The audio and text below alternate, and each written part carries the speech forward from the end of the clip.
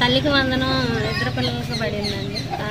మామూలుగా స్కూల్లో free books, బ్యాగులు, ఫుడ్, మంచి ఫుడ్ అన్నీ ఇచ్చినా కానీ పిల్లలకి ఇలా తల్లికి వందనం కింద అమౌంట్ పడతాం మాకు చాలా సంతోషంగా ఉంది. మా కుటుంబానికి కూడా చాలా ఆర్థికంగా ఉపయోగపడుతుంది. ఈ ఆర్థికంగా మామూలుగా చెప్పినట్టు కూటమి ప్రభుత్వం చెప్పినట్టు నారా చంద్రబాబు గారు చెప్పిన రీతిగా మాకు తల్లి వందనం వేయటం మాకు చాలా సంతోషంగా ఉంది. వారి ప్రభుత్వం కానీ వారి పరిపాలన కానీ వారు చేసిన మంచి పనులు కానీ మాకు బాగా నచ్చినాయండి. అనుకున్నారమ్మా, అంటే అందరూ ఎగతాళి చేశారు చాలా వరకు.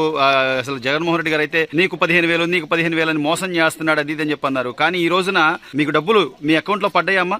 మెసేజ్ వచ్చిందా? డబ్బులు పడతాయని కూడా నేను అనుకోలేదు. అకౌంట్ చెక్ చేసుకుంటే ఇద్దరు పిల్లలకి 13,000 కలిపి 26,000 పడినాయండి. అసలు మేము అనుకోలేదు ఇలా మా అకౌంట్కి డబ్బులు పడతాయని.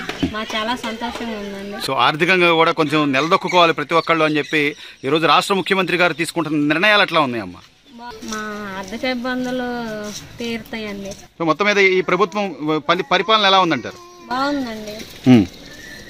కూటమి ప్రభుత్వం చెప్పినట్టుగానే చెప్పిన హామీలని ఒకదాని తర్వాత ఒకదాన్ని నెరవేర్చుకుంటూ వెళ్తున్నాయండి. చంద్రబాబు గారు చెప్పాడు ఆయనకి ఎంతో వందనాలు, మంచిగా చేస్తున్నాడు. సరిపోయింది అంతవరకు నాయన. ఇప్పుడు గతంలో ఒక పిల్లవాడికే ఇచ్చేవాళ్ళు జగన్మోహన్ రెడ్డి గారు, అప్పుడు కూడా 15,000 అని చెప్పి 13,000 ఇచ్చాడు. ఇప్పుడు ఇద్దరు పిల్లలకు ఒకేసారి ఇస్తున్నాడండి. మంచిది. లోకేష్ గారికి వందనాలు, ఆయన గారు కూడా వందనాలు. లోకేష్ గారికి, నారా చంద్రబాబు గారికి వందనాలండి. వారు చేసిన వీళ్ళు ఇంకా అభివృద్ధి పనులు ఇంకా ఎన్నో చేయాలని మనగా కోరుకుంటున్నాం.